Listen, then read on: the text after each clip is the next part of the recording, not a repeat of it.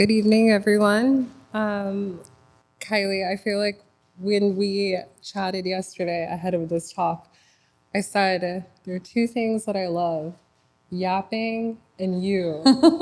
So a combination of those two, I feel, is going to be like a very good. It's our space, and we've been due for it. We have here. We're starting with your cowboy series paintings, which you worked on in grad school, basically around the time that you were going to school here. Before we sort of jump into the series, I'd love to talk and ask you about your earliest memories of making art and what initially inspired you to pursue a practice of painting. Um, well, first of all, I want to say thank you so much.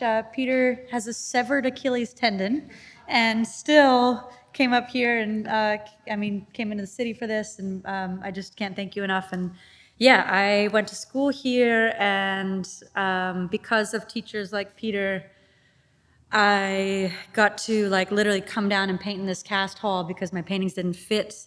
Like literally one of the paintings that we're talking about today, I think was like 15 feet wide or something. And rather than telling me, why don't you maybe try something a realistic size, he helped me stretch it and come up with collapsible stretchers and the exact opposite. So I was always kind of around people that allowed me to be exactly, who I am and let the pieces be exactly who they are. So thank you to Peter and for the Academy for having me back here, I don't know, 15 years later. And the question was my upbringing and Your upbringing, your earliest memories of making art. oh, well, I don't really remember a time not making art. So my folks were art teachers, so it was kind of all I ever cared about, like all I ever thought about, all I was eating and breathing. And I remember drawing on the walls in the house and my dad coming by and telling me that the perspective was off. Like, not that I shouldn't be ruining their house, that the drawing wasn't quite right. So, it just was a part of everything. So kind of the apple didn't fall very far from the tree. It was all I thought about or cared about. And eventually I went to undergrad and studied philosophy and visual arts to kind of merge this idea of what I want to say with how I want to say it. And that kind of brought me back to the graduate school to refine my hand again and bring that back. Yeah. And that perfectly dovetails into, as I just earlier said, this series and this period of time, which is the cowboy paintings. The Guggenheims had actually sponsored your trip to Leipzig in Germany, where you took on the practice of creating these paintings. So I'd love for you to talk a little bit about this series and how it sort of evolved. I feel like it was such an inflection point within your career that sort of was like a turning era. So I'd love for you to chat more about it. Yeah. Well, there was a few things that I think I'm still really interested in painting now that I discovered here, which was this sense of these really, really massive spaces with these kind of theatrically positioned figures that are almost always subverting masculinity in a certain way. Being from Alaska, when I went to Leipzig for the first time, I remember being really embarrassed about being American. And actually, everybody was just excited about this idea of like true grit and what it means to be the Wild West. And this, like, it was really interesting. What I would have assumed my perspective about my upbringing was actually the opposite. They were really thrilled and delighted about this idea of the Wild West, which is ironic because it's like a very short time period of the United States. But it made me start to recognize that where and how I was raised was really specific and unique to what I brought to work, which was this idea of wildness and these like vast, exciting landscapes and this massive kind of like bucking and swaying of the landscape and humans in this space. So yeah, that sort of led me to painting these cowboys in Germany. And in the end, we had like Angela Merkel at an exhibition where we had a mechanical bull. and, I tried very hard to get her. It didn't work out. She did not get on the bull, but I did my best. And I thought a lot about this idea of what we how we think about Alaska and how we think about First Nations community, and this idea of stereotypes and our first original idea of our first impression of something, and how we can give a painting a straightforward implication, but then find that it's actually toying with itself, breaking all of those first implications, and much deeper, much darker, more I think difficult and sticky than that first beautiful kind of sunset cowboy riding in the sunset. Yeah. Yeah. Yeah. And I think particularly what's so interesting within Western culture as it's perceived within American culture is this like hyper masculinity. Yeah. But with your work, there's this overarching element of androgyny.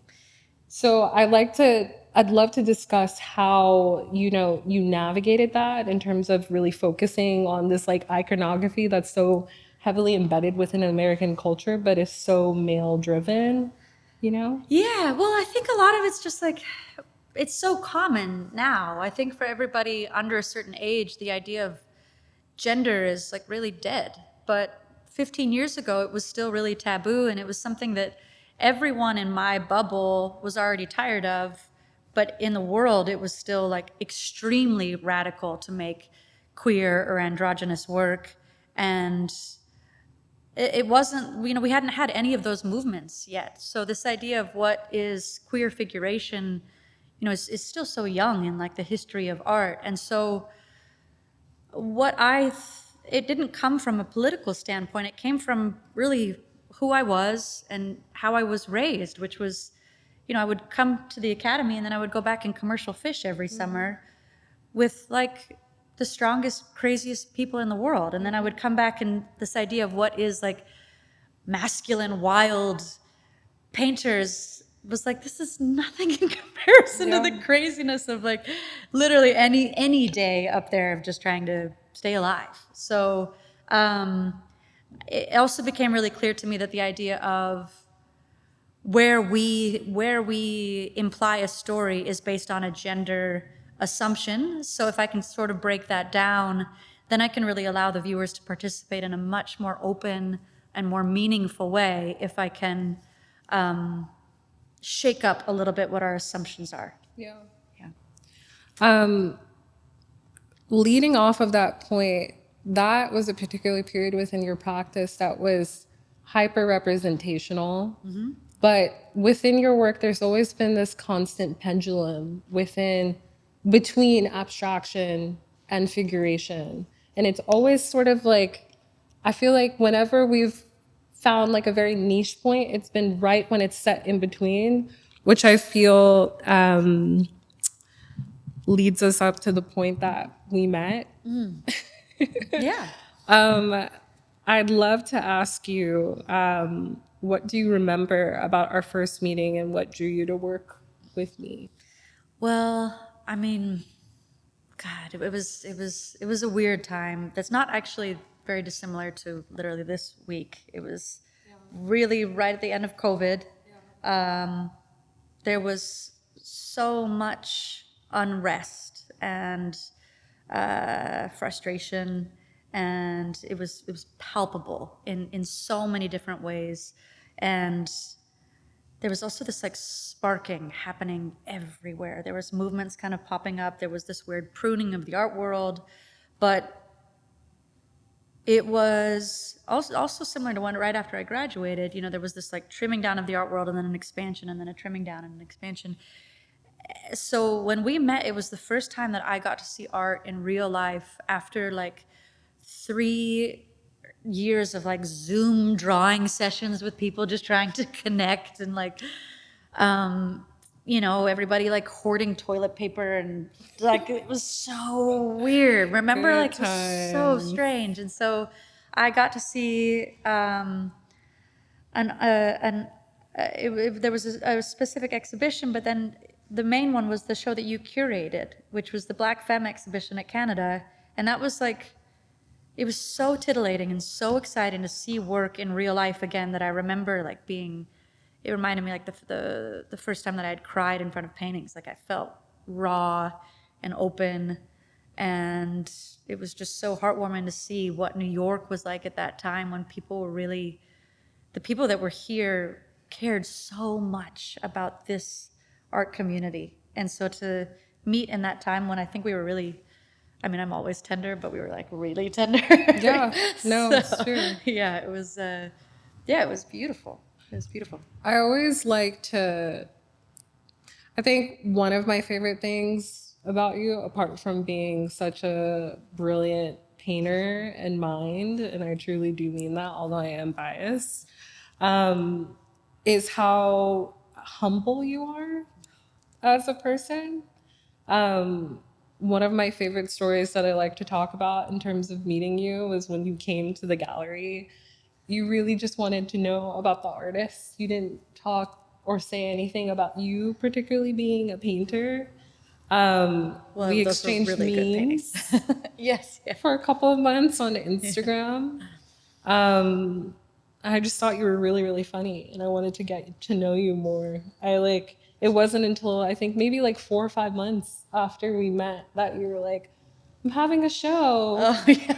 You want to stop by You're my like, you're a studio? painter? And I'm Yeah. like, you're a painter? Like, what? Yeah. Which kind of leads us. So that was also an interesting point for me because I was transitioning from Canada to Pace. And this opportunity came along to work on this exhibition, Convergent Evolutions. Now, I mean, I think that that's like basically where we started to officially work together. Yeah. And really where this focused around developing intergenerational conversations. And I thought that was especially important with your work. We have a couple of photos here actually from that exhibition.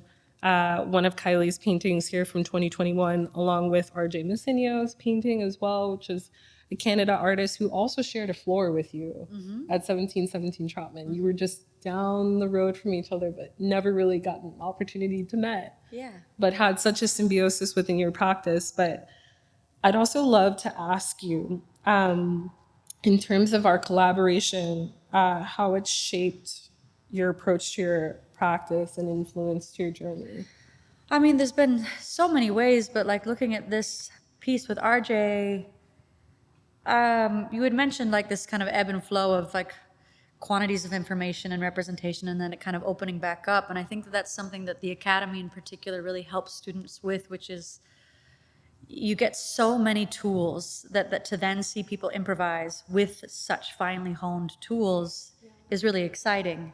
And rather than people, and I think a lot of people that go to the academy can see everybody who knows all the rules and is breaking them versus people that just don't know the rules. And so it makes those decisions of moments where a painting kind of breaks down its own logic more exciting, because it feels like the stakes are higher because you know how much can be lost rather than someone who's just working at their maximum capacity. So to see RJ and I in conversation, it was just such an amazing, I don't know, additional context, because I think a lot of the people in that Convergent Evolutions exhibition in particular, no one would have, the bridges weren't obvious. It wasn't like so clear. So the ties between everybody, it took a little bit of love and a little bit of time to figure out. And RJ and I had shared a studio next to one another where there's these millions of small panels, and we both were thinking about paintings as both an object and a window, and this sense of breaking through so that like kind of it's a little bit better outside, you know, and this sort of like, I think that also was a post-COVID feeling of like this almost like a nostalgic quality to, you know, of course a color conversation that was related, but this idea of window-ness and the history of windows and painting in so many different ways. So yeah, that was like a beautiful thing to have them sit together. Yeah, I mean, you both working in very similar spaces, working in the same building. The sort of the floor plan of your studios as well being very similar. Yeah. They go out towards art is now in mass, but at the time they go out towards these like big paned windows. Yeah. It's so interesting to see how that's sort of projected into the work, but in Yeah. different ways. Yeah, I mean, where we're working is always, a big part of it, and you can just see we're both obsessed with natural light. It's just was always clear in the work. And Anthony too, like that first image you had, like there was so many ties with everybody in that show. I mean, I think Anthony and I had tons in common, and it took your perspective for people to get that, and that was really beautiful. Another big one that people didn't catch along with was Joe Bear Yeah, yeah, as well, which yeah, was really important. Yeah. Thinking about like these like dreamlike figures and atmospheric settings that were incorporated into both your practices. I think that leads perfectly into specifically discussing these works, which we then presented in Los Angeles. So I really want to. This exhibition I feel was such an interesting opportunity in time within your practice because it was the first time that I actually got to see the works live within an expanded space, a space that projected light so beautifully. Like essentially all of the things that we hoped for in terms of like where your new studio is now, but didn't necessarily have at the time. Yeah. I think also thinking about scale, the paintings worked so much more differently within that gallery. It was designed by James Turrell, so huge part of it was thinking about depth and perception. With that, I want to kind of talk about the figures within your works and ask you, your figures often feel suspended in dreamlike environments. How do you approach creating these spaces and conceiving them? Well, so how to approach? I mean, that show in particular. We titled that one "Both Sides Now," and that was a reference to a Joni Mitchell song, and this idea of perspective, and perspective as an academic painting tool combined with your own emotional point of view and toying with this sense of how you can use the academic perspective to shift and make the viewer feel really invited into it. So these dreamlike spaces, I was thinking about the concept of pareidolia, which is when you sort of see and find figures in clouds. And it's this human desire to always like connect and relate. We want to relate so intimately that we find figuration in a swath of paint. So if I could give just enough tools for people to then have like the logic to apply to the rest of the piece, I could then stand back and give quite a few less tools and it still have that same strength and implication. But at the same time, it had this real, I think, emotional weight of the idea of both sides now as having won and lost, having felt above and below, and this sense of the pieces feeling, I think, like a broader sense of humanity rather than just figuration. And that was when they really started to shift into the content of, am I interested in figures because I want to draw models, or am I interested in a human essence that we all are connected and tethered to? I think something else that's very special about that exhibition is how close it was to your upbringings, bringing the work back to the West Coast, which honestly, since that show, we haven't really fully had the opportunity to do. Yeah. But I wanted to ask, in terms of thinking about latitude, longitude, location, also that period of time where you still were very much in a state of solitude almost. Yeah. We were very much still isolating ourselves in a way. How does solitude in nature influence your process? Well, I'm from a big family, but I'm also always alone. So there's this weird thing of like feeling fully full because I came from this like pack of people, but also spending all of my time painting alone constantly. But family was really important in this one because if you go back to the last painting, that's from that photographic composition, but you might not ever guess. And it's not very common that I sort of like, I'll do it with a couple tonight, but like it's not very common that I give all of the yeah, the behind the scenes of a piece. But I think it's good to know, with my work in particular, the mark making always gets so dark and so macabre that I really need to start with something that's really full of love and something really personal in an effort at making it universal. I don't really have a shot at it if I start with something removed. So I'll have models that come, but they're people that I love. And what always comes across is this sense of a comfort with the person that's viewing them, a breaking down of like the traditional male gaze, so that you see these multi-figure compositions that aren't war paintings, they aren't sex paintings, they aren't objective paintings, they're in and about bodies and families in a way that's a little bit broader and I think more open to how our actual interactions are. We're not just these extremes. So I liked the idea of something that felt like it was like on fire and had the latitude of LA in particular. And being from Alaska and Mexico, I was always interested in the light. Particularly hot. It was really it was so hot. Yeah. Yeah. So I wanted the paintings to have this dry, airy heat to them. And yeah, this would be a really good example of pulling from a composition just enough. You know, you get my dad's belly, you get the like legs flopped over each other, and all of these hands kind of composing everyone together. But you might not, most people seeing the painting would not assume that it's a old family photo from the 80s. And I think it's important to not know that for most people. It's just for you guys. Some more images of the LA show. Yeah. That belly. Yeah. So we have this beautiful Albert series we're painting up. And before we directly get into artistic influences, I do think a very important facet of your practice is the process and also speaking to materiality within your work. I think you're very intentional in terms of your choice of scale. Everyone's always like, why do you paint so big?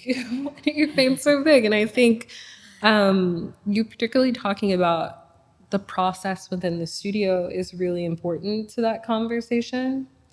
My first question would be, could you take us through your studio process? What does a typical day look like when you're working? And how particularly you do work in terms of making your paintings? So, I mean, in relationship to scale, it's just from being from these massive spaces. So, for me, I think it's really important to break down this notion of what is a masterpiece and what is like an intimate sketch. And this is part of this idea of being a female painter, what things we associate with femininity and masculinity, and how do I kind of like bridge and pull those and throw them away too. And for my process, it's really pretty. It's like a Renaissance painting. So I start with these really beautiful Belgian linens. I do rabbit skin glue that Peter taught me how to do, and an oil ground, and spend a lot of time getting to know the surface. I do everything a little slightly different scale so that each piece is individual, and I spend a lot of time sanding down these oil grounds, and then I start with these kind of roller marks, so these big swaths of color and these big washes, and that's where color theory kind of comes into play, because I often start with a color paradigm of a really similar color related story and then let it all kind of shatter from there. So when I was asked to do a piece in conversation with Rothko, we were talking about color squares and colors as these windows, which brought us back to the stuff with RJ, but also brings us to Albers, which is this really exciting thing about how if you can figure out how colors behave. So like that, the first image was an exterior darker and colder color and an exterior hotter, brighter color, making two very, very different inner cubes feel similar. And this, so if you can figure out how color can behave, you can figure out how color can misbehave and be kind of naughty and shifty and like difficult to pin down. So all of the socio-political connotations that color has, if you know how to make it activated next to other colors, it can be really powerful and really exciting and really joyous or feel really heavy. And all of that is related to, you know, capturing a specific light and using color to, I think, guide the eye a Yeah. lot. Yeah. You know, we've talked a bit about the technique of your work, your painting practice, how when you're working within the brushwork specifically and the layering that happens, the constant sanding down, removing, taking away, then putting back, taking away, then putting back.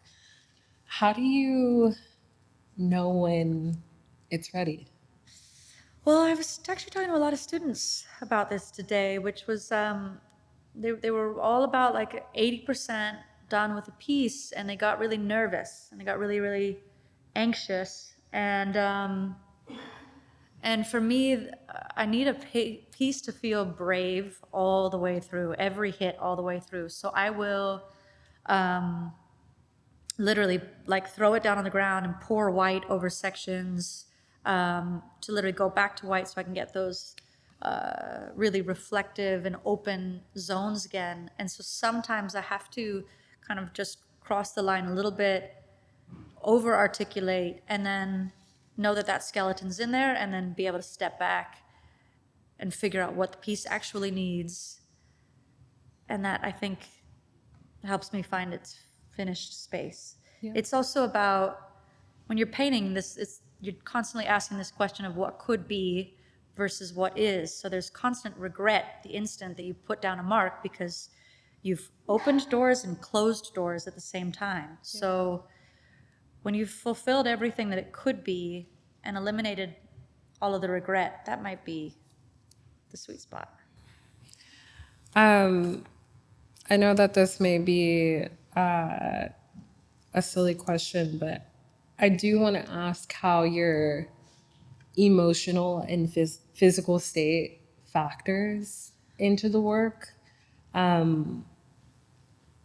Just seeing the last couple of paintings that you've been working on and making for various art fairs, it's been interesting to know you as a friend, but then to also see the way in which little moments sort of peak within the paintings, and I can kind of read it. But while you're working, do you know and feel it coming out? Or do you try and sort of remove that? I think a painting will always tell the truth. Yeah. And so any way that you are, like, I also think a painting can be as full and as multifaceted as we are. So every painting should have moments that are funny and heavy and insecure and cocky and like all of these middle points and all these extremes. Like, they should just feel like you. And I think if you're not letting yourself into the work or hiding what you're going through, that's not fair to the work. And I also think that like anytime you try to fake an emotion, that's also not fair to the work. So if you see something that kind of felt like high stakes 3 paintings ago and you keep applying it to the next ones, Yeah. it just feels like bad acting. Yeah. And I think a painting will always just tell you the truth. Like, you can see exactly what freaked that artist out when they slowed down, when they had money, when they were trying to stretch their materials, where they're from. Like, the painting's already going to tell us everything if you know how to read them and you listen to your gut. So I think it's just about not getting in the way of that, and being honest and being, I think, a bit brave about that. Shifting forward to the images that we have So here. wait, let me show them. Others. So the first one was two different colors feeling like one. This is showing the colors, how much color can make them feel connected, how two very different colors can feel the same. So it's this idea of pushing and swaying. We can spot it with drawing really easily, but color theory is really powerful. It's more like music than drawing is, because it gets into us and it's atmospheric, and It feels spiritual. it's completely spiritual. Yeah. Yeah, that's the word I was looking for. Now, I think this is a really important right. moment Yeah. to discuss, particularly thinking about historical and artistic influences. It's such a joy geeking it out, nerding it out, and chatting with you about art history. I think a really important part of your practice is just how well you're able to contextualize your practice within the wider range of art history and thinking about all of the context clues that have sort of been embedded and you've picked up. I mean, we just talked about Albers.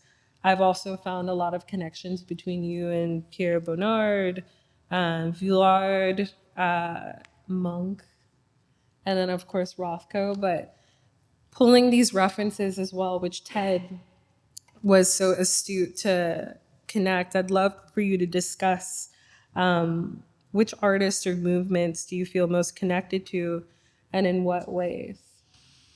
Well, that's a tough one for me, because I think there's a lot to be pulled from everything. And so this slide in particular was a conversation. I was asked to do a piece in conversation with Rothko, and it was the first painting that I had done after giving birth. And I was painting, a couple weeks after giving birth. And Rothko was one of my mother's favorite artists. And so I wanted to think about his color theory, but when he started to think about the window, the way that we were talking about it before.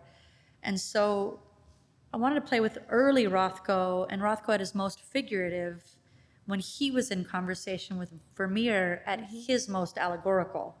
And specifically some Vermeers that we think could be done by his daughter.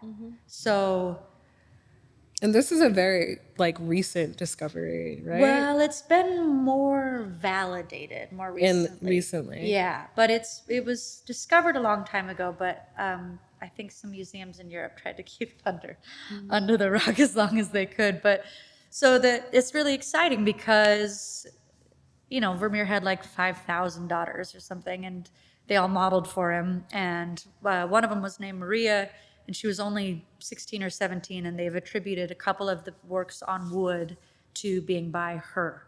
And this is just a really important piece for the art world to recontextualize, not just if our greatest master of light was secretly a woman, but a young woman, to completely reevaluate where we place value and who we think has value. And so, as a female who had just had a baby, to think about a Rothko looking at a Vermeer that could have been done by a woman, it just seemed like A baby girl, nonetheless. right, yeah,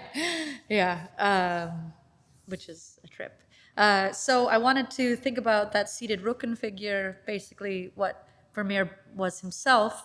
I switched it around and flipped it so that what was a portrait, and in the Vermeer, the figure in the blue, which Rothko was looking at, was covering something about her body, maybe the breast, maybe the belly, maybe a pregnancy, maybe just any femininity, with a symbolization of academia, which was a book and instrument. And then it was exposed by Rothko later. And so I like this idea of exposing, I don't know, the feminine in something that's like right in front of our eyes. And I would say, like, every single painting, this one I was thinking about these things because I was asked to think about Rothko, so I immediately put me in conversation with this lineage. But every painting, there's stuff like this. So these were another early Rothko where we start to see the squares that we know him, but an interior space, and a much more of a breaking down of that same Vermeer composition. And that's moi and my baby. I was a little bit unsure about sharing this slide, but I think it's important as a female painter and as a mom,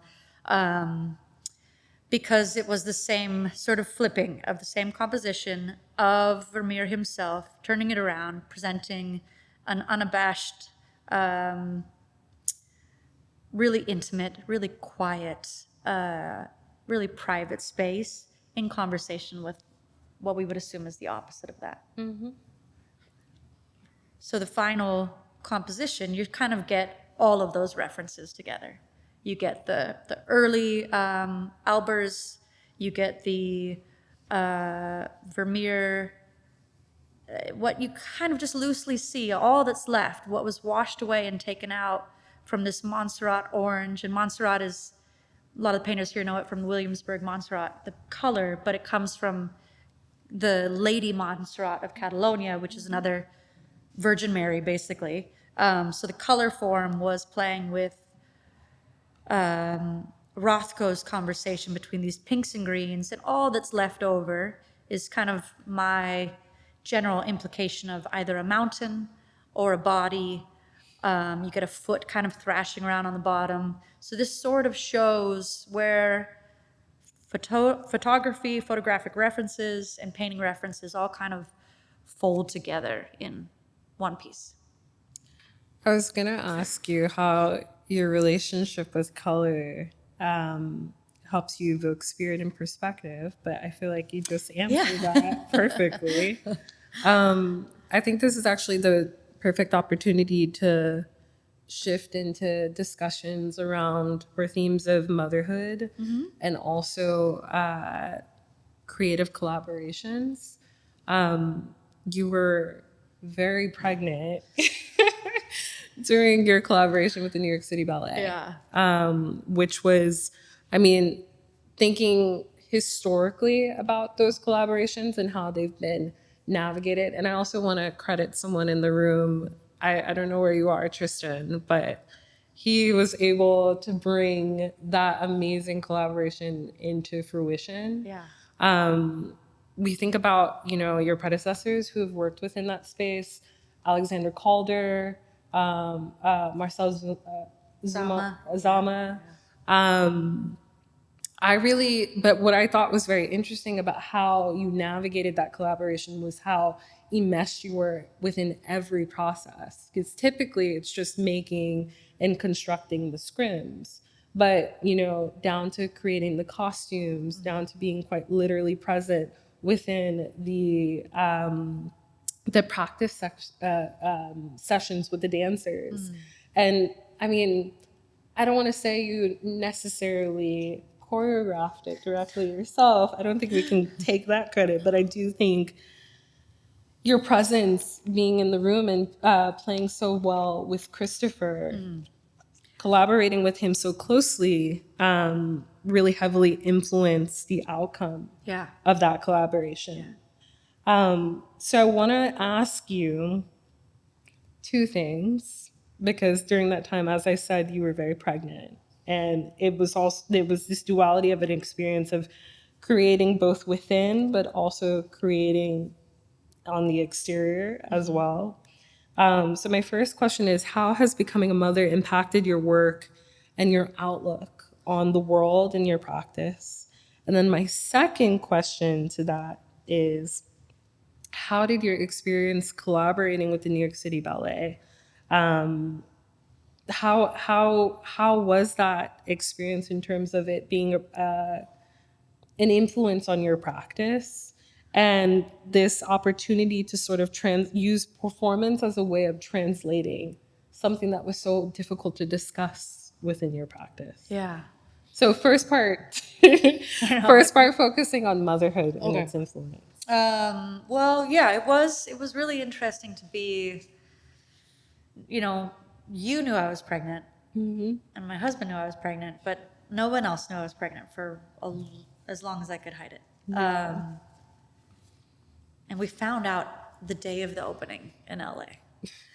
And that was pretty terrifying. But yeah, Tristan drug this remarkable choreographer to LA to see that show. And he was talking about how he had never seen such visceral paintings before. And he wanted to create a world in that environment. And so, But I should also point out that both sides now, he had just choreographed something to the same song. to the same song Yeah. too. So Yeah. there was also like this like unspoken synergy there Yeah. as well. We had a ton of connections, and I mean, I think it's really endless how much dance connects to music and connects to paintings. And for me, everything that I considered weather patterns and speeds and not of wind, they considered crescendos or staccatos or these different pacings or different instruments. So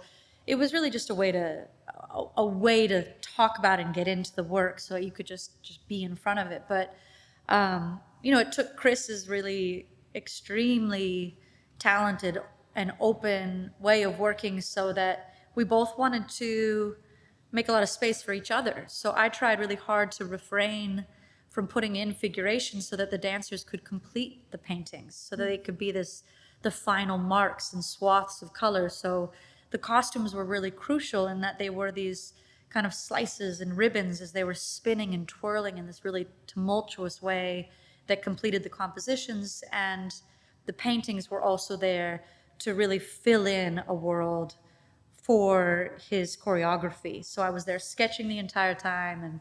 And I think it was because of this really, really special way of collaborating that it wasn't just like, it's really common in dance to be like, can you just give something to be behind it? Like that wasn't the goal at all. We both started with Schoenberg's music and listened to it, and then just went away and created and came back together, listened to it more and came back together. And so there was a real synergy in how we worked, both having come from high skill sets and then trying to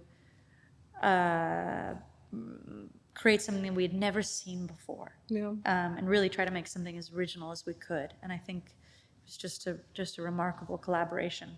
And as someone who has always worked at a large scale, to work at that scale, those were 60-foot paintings. I don't even know if this wall is 60 feet wide. They were massive. So we were, upstate at this beautiful, beautiful scenic backdrop space, and that's just the bottom third. And so you can see with the way we shifted the light and everything, it brought all this changing. The first veil was sheer, so they started behind it, and then we lifted that, and it was this really strange juxtaposition of working on the most massive exterior public-facing project while having a literal secret, while also creating a human inside me. It was mind-blowing. And we went from the last ballet home, then to the hospital. Yeah. So my water broke the night of the final ballet. So we were she was kicking in every performance, every rehearsal. She'd hear music, and she's still we can't even have a car drive by without her just doing this weird little dance move. She loves music, and I think a lot of it was thanks to Chris and us being at the ballet, listening to, her just feeling it and hearing it all the time. It was a trip to do those things together. I think time traveling back to that moment and watching you have basically lived through one of the most major projects. I'm sure, Kai, there's so much more for you, but such an amazing milestone within your practice at such a ever-changing moment where you had these two major milestone moments happening at the same time, but also thinking as a woman, as a female painter, about, you know, the stereotypes that are imposed onto women in terms of having to choose Yeah.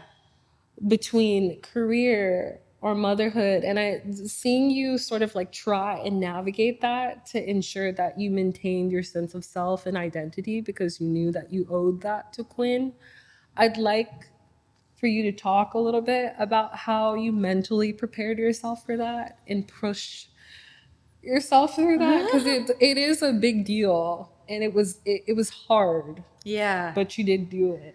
Well, I mean, you mentioned two different things, which was that moment. Like, yeah, I could have a lifetime of showing at the most remarkable museums, and that could still be a highlight, right? Like, you could, you know, if I'm lucky and have a great career, that will always be. And I remember being there with you and being there with a couple of you and Tristan crying, and I was like, God damn it. I didn't realize until I saw your face, like how, because we walked in Yeah. and it was the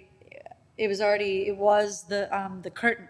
Yeah. So we walked into this space and I'd been there for rehearsals, but seeing a packed, you know, the New York City Ballet packed with, you know, my painting at 60 feet wide, I remember both of us just like a little bit like, oh fuck, this is out of my mind, an amazing thing. And yes, for sure, coming from a small town in Alaska and having zero connections to the art world, everyone that I had always read about and admired having done something at that scale, that way, I'm so proud, and I will always be so proud of that as an achievement. But yeah, the thing about motherhood, I mean, that also brings me back to like a gratitude for working with you.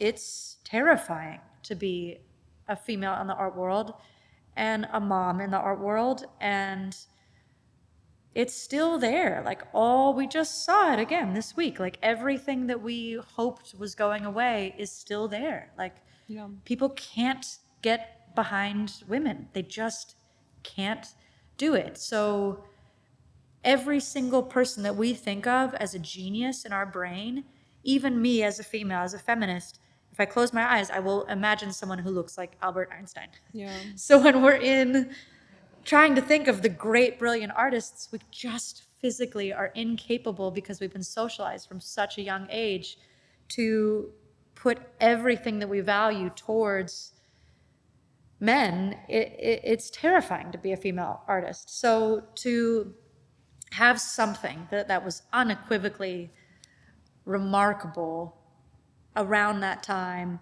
and have so much great press come out about it, and have this momentum leading right into these museum exhibitions, I was just grateful. Yeah. I was just so grateful, because you could be the best painter in the world and some random stigma comes in like motherhood, and everybody looks the other way, and that there's not really anything to do other than be afraid and then just paint as well as you can and try and hope. Yeah. But to be surrounded by people that were actively making sure that that was not going to be something that we stutter stepped from, Yeah. I was just grateful. And I think that is like a big part of, you know, we're talking about the paintings, but there is this thing on this underbelly about a career. How do you share your work with people? And it's absolutely about being the person that does what they say they're going to do and means what they say, Yeah. and is then surrounded by people that also really give a shit and really care and really try to, you know, it's the same stuff we saw the first show we did together. How can we make the art world, how can we make this stuff better? Yeah. How can we make it a better space? Yeah. And I think that was a big part of what was so amazing about doing the ballet at that time in particular. Yeah. So that leads us into Sea Change, which was the first exhibition that and body of work that you created post giving birth to Quinny.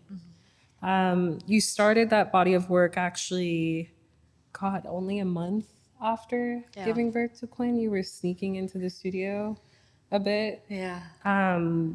thinking particularly about where that work was going to be shown. So Sea Change actually had two separate iterations, starting in Beijing at X Museum, and then traveling on to Pace Hong Kong. In both of those shows, they sort of lived different lives, but also had similarities. There was a continuity in terms of the works that were included within that show. You'll also notice a bit of a more cooler palette within this. This was like the dead of winter in Beijing, just right, I think right before Christmas, right? Yeah. I'd really love for you to talk about what were some of the key ideas you explored in your X Museum exhibition, and how do you feel reception sort of played into how you navigated the creation of that work post giving birth? Yeah. Well, that was a specific, that piece in particular. It's a good example of. I do think about where a body of work is going, and being from a couple of different places with different latitudes, I really try to study the atmosphere of where a show is going, so that the audience can feel like it's that they know the time of day and the sunset and what that air feels like. And so yeah, that body of work really shifted into something specifically for Beijing. And it also played with this idea of US figuration versus figuration in China. And in the US there's this big premium set on a world building and a narrative, all making sense out of narrative painting. But for me, this combination between abstraction and quantities of information is so that what starts as a straightforward painting then kind of shatters itself and breaks itself down. So that first image, we had a fully formed figure that was kind of like walking down the steps into pure abstraction. So there was like four faces that you could consider. One, actually, can we go back to it? It was Yeah. that yellow one, like That's that so- one. So the top right, we have like the clearest information, and then they're kind of all looking back, so you can't quite tell if this is one figure caught in motion or four figures, or really more this sense of like an id and the ego and the superego. So the psychology, it feels like a fusion of spirits, but not necessarily there's almost no way to know what they're doing. And that was a big part of what I was shifting when I brought the work to Asia in general. And I wanted to play with this sense of the figures more as like a memory than as a story. Yeah. And as you thought, so that exhibition, it ran from early December of 2023 through, what was it, February 2024 Yeah, is when yeah. it closed. Yeah. And then a month later, your show opened at Pace Hong Kong.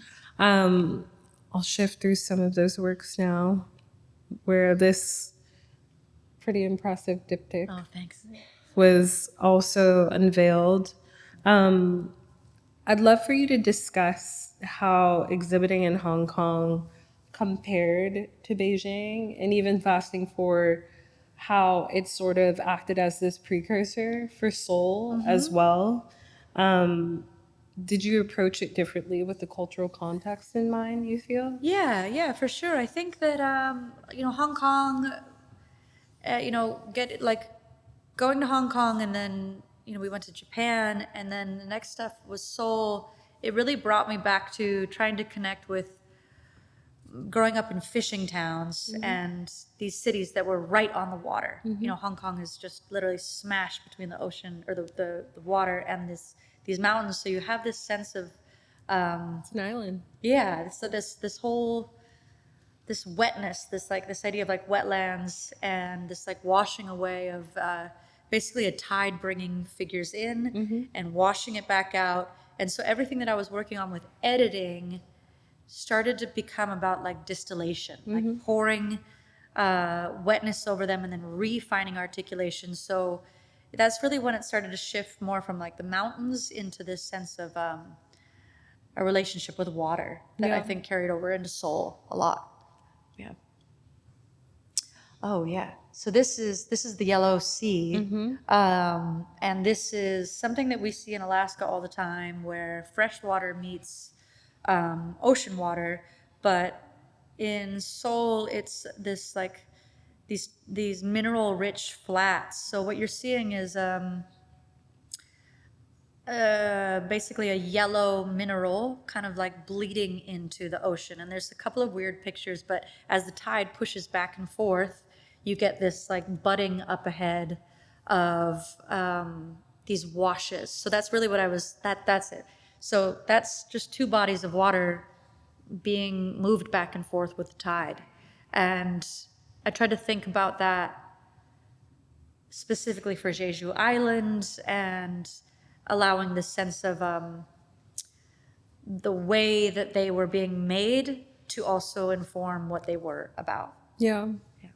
And this was a really interesting moment because you not only were creating this new body of work that which was contextualized, or I guess you were thinking about the context of the immersion of geography within, Yeah. like quite physically within your work, but also looking holistically back to the series of paintings that you had worked on for the last like 2 to 3 years, because the Space Case show, which is what we're talking about right now, Yellow Sea, that show was comprised of both new work and also loaned paintings from like the past 3 or 4 years. Yeah. So I want you to talk about that process and how that sort of played into thinking about how you were coming from those paintings into the period that you were now being a new mom, thinking specifically about the background that you'd had with performance and how that had sort of highlighted these elements of your practice that weren't necessarily easily communicated when you looked at it, as well as thinking about the geography and the influence of showing throughout Asia. How did that all come together for you as you were working on that new body of work? Well, so people see a real like separation between when I bring figures in and when I take them out, and for me, it's really all unified. So to finally show them all together, a couple of years in a real academic context showed how connected they Yeah. all are. So that sounds like really disparate things, but when I looked at that show, they felt really, All one. yeah, they Yeah. felt really holistic, really united. And a couple of pieces, a lot of those things were actually bodies of work that had happened at the same time together, but they were splintered out into fairs, or so some of them were families that never got to live together. Yeah. So to let them kind of Unite. fill in, Yeah. felt really, really incredible. It felt like a reunion of Yeah. sorts. Yeah. Here are a couple more images of the Yellow Sea. We have some of the new works from the Space Case show. Something that I loved about these paintings was all the raking of that light. Yeah. You got like a lot of that heat, and then also some of the bubbling Yeah. from the paint. Yeah. These paintings, I mean, all of your work, I feel a sense of joy, but particularly from these works, I feel like there was sort of like a weight that felt dropped a little bit within looking at these paintings. And I want to talk a little bit about that. What was that sort of allowed you to just let loose and feel airy? Because it does translate within the work. I think sometimes you have to really belabor over a piece, and it takes, it dies and comes back and dies and comes back. And sometimes you're given this little gift of them like freshly, fully forming without being overworked. And it's not often, but when that comes, it's just like this little like gift from the universe. And so those pieces always feel, I don't know, just something I like, I kind of try to ride when I can. I mean, this one in particular, I was really trying to swap where we looked at topography, and rather than having these like multi-figure compositions breeding out the abstraction, really letting kind of switching what we think of as flesh tones in the application of a landscape.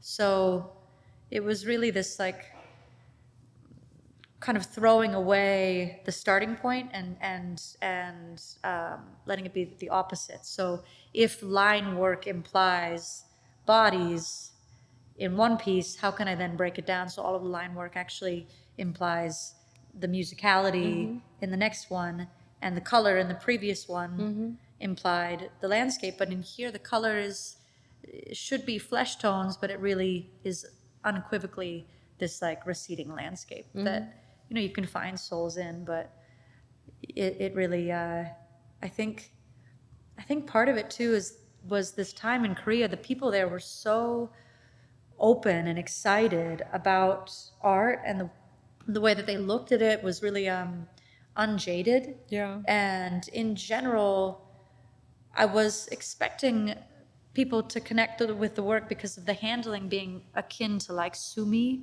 But what really everybody was connecting with was this sense of I was just talking about it with someone the other day. It's called Inyan, which means past lives. The movie Past Lives just talked about it really so beautifully.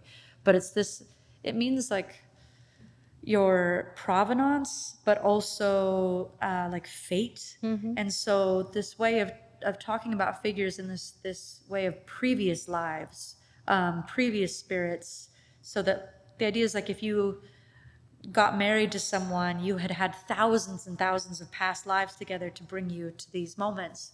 And so that was a big goal with the Yellow Sea exhibition, the sense of like it feeling like it was people from that we were bringing with us, Yeah. and people from down the road. Yeah. Yeah. Now, what we've pulled up here are the scrims. And you'd worked with the Scenic Backdrop Studio to help bring these to life. They were larger, hand painted reproductions of paintings that actually were in the exhibition. But I wanted to speak to the creation and the presentation of the scrims and why you decided to utilize this as a mode of expressing this conversation around movement within your work. But also, I think what was very interesting with him was it unveiled this different understanding of your color theory and practice, because it sort of broke up the composition into these grids, which allowed people to more tactfully experience the work. But I just want to chat about the decision to utilize this, as well as the process, the creation of the rods. All of Yeah. that. Well, this was really fun to do. There, you get this like these arched, kind of like fishing rods, and that feels sort of like a boat that you're looking at from the bottom of the ocean. And it was hung by like literal fishing hooks, and it almost feels like film strips. So like if you're changing out film, I liked this idea of changing the film and switching it through. So each section is something that you could go into or see as a whole together. And I had always really liked the idea of breaking down the uncomfortability and the objectivity of a museum where you feel like you're not supposed to be there, and having pieces that you can actually be a part of and walk through and be inside of, and something a little bit more immersive and more connected. So you still got all of the paintings and could get close to them, but at the same time you could walk through you know, these veils that captured the movement that we'd been talking about with the ballet, my upbringing, this sense of atmosphere, because the veils were literally blowing through the space the entire time. They were, for such massive pieces, they weighed nothing. It was sheer 100% silk. So it was so light that they were flowing, and you could feel this, like, it was like a whisper of like, I don't know, like a petal coming across your face as you walked through them. So it felt like you were literally inside of a painting. And then you'd walk through and meet these massive triptychs that felt small because they were next to even bigger, installations. So yeah. Yeah. Do you think that your play with the process of the scrims as well as implementing them into the exhibition has sort of changed your view of your painting practice? Like, do you feel like it's been imprinted on you in some ways? I think that there is, I think it's just going deeper into the rabbit hole of pushing delicacy and something just humongous. Yeah. Like how big can we go and still have something feel like you're whispering? Yeah. And I mean, the paintings got bigger and bigger. We're looking at this triptych here. And how can you? They still feel so intimate. Like Yeah. when you're with them, they don't feel like big paintings. They feel like that's the scale they're supposed to be. Absolutely. Yeah, I just think it allows, this one-to-one scale, so you can feel like you're inside a painting, and it's kind of embracing you, I think. Here's a scale shot. Now, I want to talk about, the reception that your work had in Korea. It was so beautiful. I think we talked about it a little bit earlier, but the excitement that folks there have in terms of talking about painting and just not feeling like any question is too stupid or inappropriate, or there's an excitement that I feel like we kind of missed out on in terms of New York, thinking about the 50s and 60s, that period of painting and how people write about that time. Yeah. I'd really love for you to talk about how that experience has sort of shaped your impression of like doing these global exhibitions, because there is this a really interesting concept with your practice where you haven't really shown that much in New York. Right. And I'd love to discuss how that globalized aspect of the presentation of your work is now shifted us back into focus and brought us here. Yeah, I mean, it's funny because I've been painting here about Alaska, right? I've been painting here about another place, but I've been here for 20 years, So I think when we're here, we feel like this is the whole world. Yeah. But when you get to go and travel and share your work with people in other places, you remember it's just another spot. And I always had a really hard time with people's I just never liked snarkiness. I always found it really a way to shut down talking about painting rather than opening it up. So when people were trying to communicate in a second language, no one was trying to show off or have be tricky or brag. It was a genuine Connection. excitement. Yeah. So seeing how much everybody connected with the work over there was amazing. And I am very, very excited to share that I do have a show in New York coming up. But March 2025. but I also, was so great. It was so great to share it with anybody, anywhere. Thinking about the fact that we have a room full of students, I'd love to chat with you a bit about the vision for the next stages of your career, as well as how you'd like to discuss any upcoming themes or ideas that have interested you in the past couple of years, how that may implement itself into the work, maybe even within the show. Well, a little bit of what we were thinking about a lot in Korea was this relationship to the water. And I do think that something about having a kid really tethers you to the earth and in a way that's really connected to time. Time in a way that's beautiful, but also kind of cruel. This way that they're changing all the time. You always feel like time is like water that's like slipping through your fingers. So you're just trying to keep this moment, but every single day that's dead and past, and something else is new and exciting. So I feel this great impatience and I think a not very peaceful relationship with time that No one is does. is in the work for sure. And I Yeah. think that's definitely part of the new works for New York. But I also think that that's me tapping into what a lot of us are feeling, which is kind of this urge to like kick over some tables. And there's like we feel unsettled. We feel like something has to, I don't know, get disheveled. Yeah. And I think that speed and that pace is something that like connects to how people in New York feel. Yeah. But also as a mom and as a painter, there's a relationship with breaking down time. Yeah. I think. And speaking of, I realized we should probably save time for questions. That's basically it for me. Yeah? Yeah. I think Sure. we can open it up for questions. Sure. Yeah. Yeah.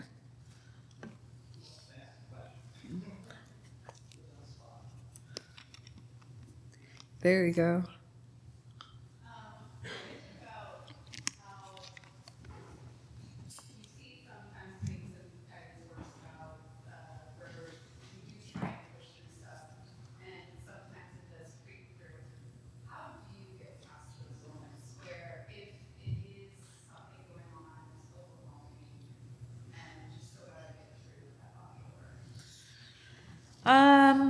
For me, it's always like work harder, not work smarter.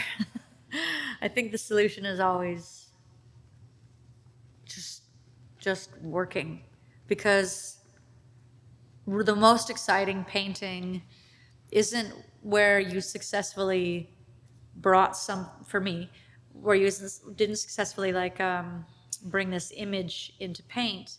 It's where the painting solved all of these problems that painting came into. And so I really like seeing when a painter is going through it, works through it, and you can see it in the painting. But the way I do it is there's a few things. I'll work on pieces that are different quantities of finished next to each other. I don't paint a painting and then paint another painting, and then I'll work on something that's 90% done and start something at the same time, because I slow down and I get disappointed when the painting feels lethargic or timid because I'm trying to save and not ruin a spot. So I'll bring the excitement from the first hit of a new piece and literally just like smash that onto like a wave crashing onto a painting that's almost done. So I have that pace, that speed, that excitement happening at every hit of the painting. But I'm trying to think, like, your work is so different, so how to resolve. Yeah.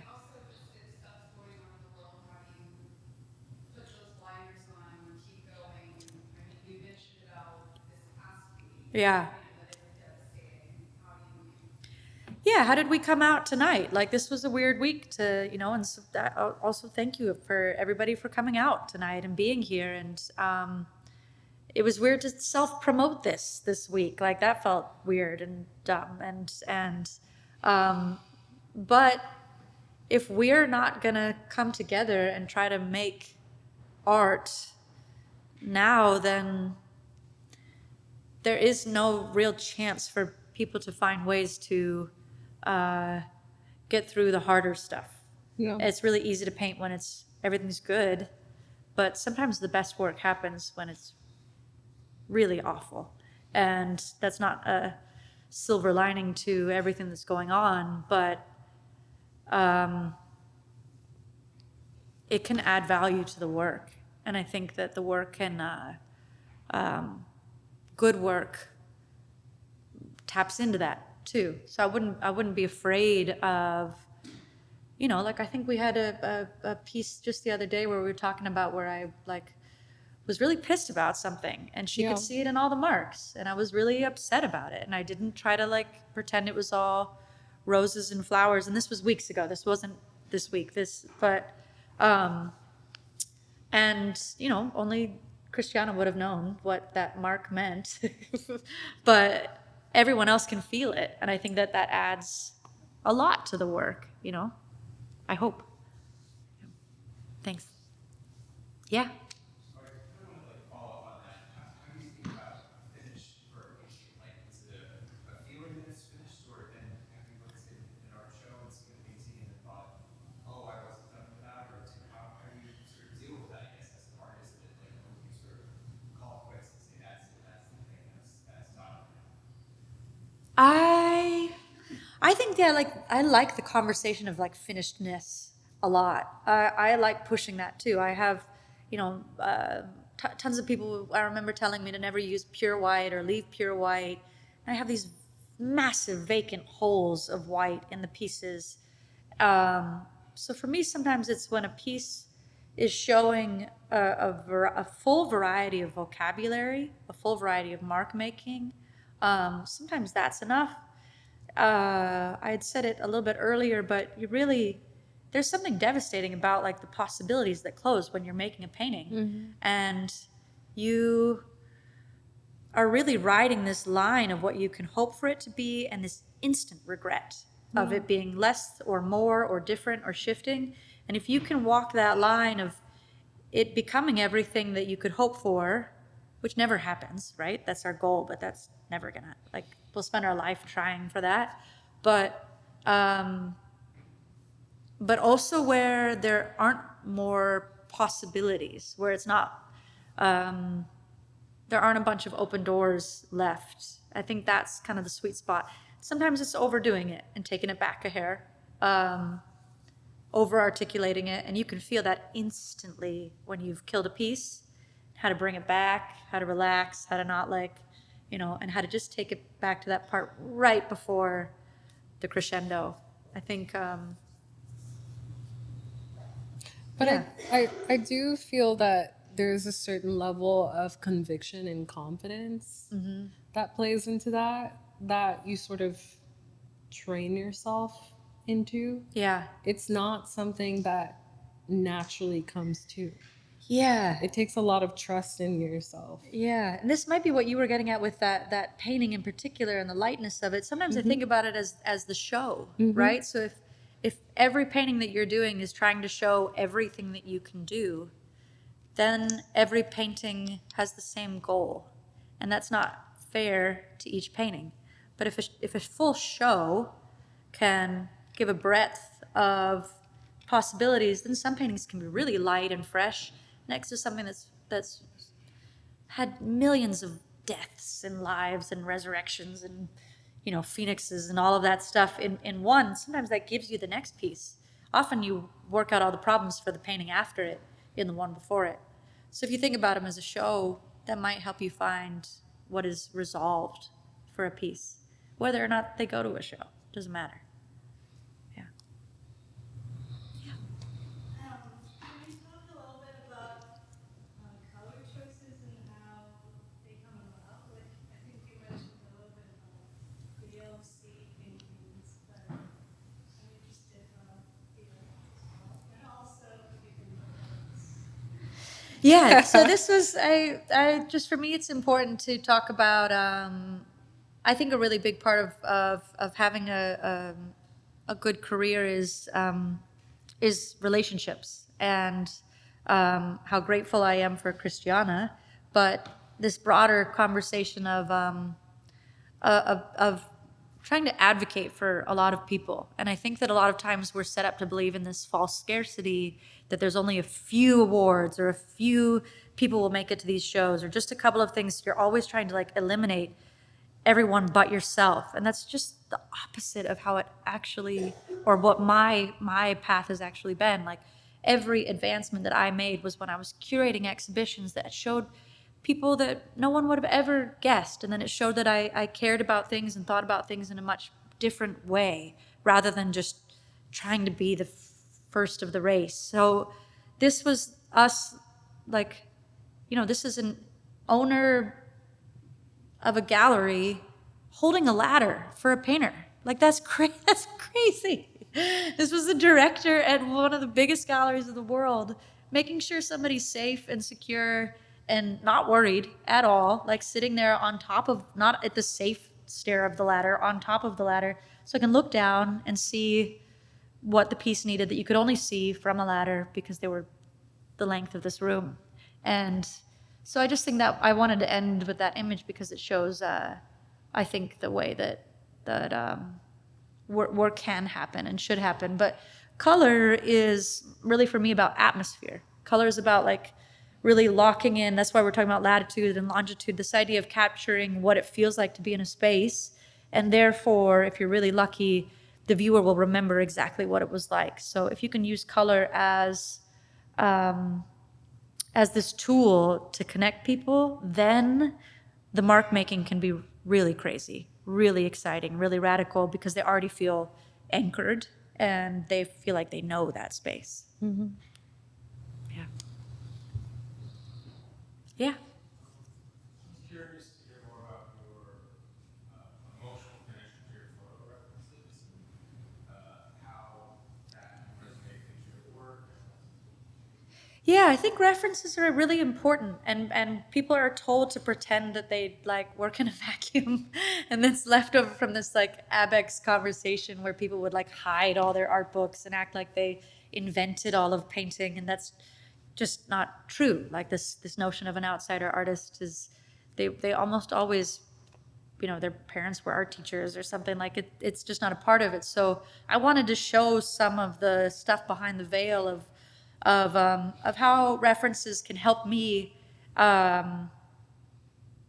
start with a real connection to a composition. But I also think there is a really important time to throw them away and just look at the painting and just see what the painting needs, because that was a good example of you would have never have gathered that it was kids, and you never would have gathered that it was like a loving, playful thing, but it was a fusion of figures together in a way that wasn't clearly the way that we only see it in art history.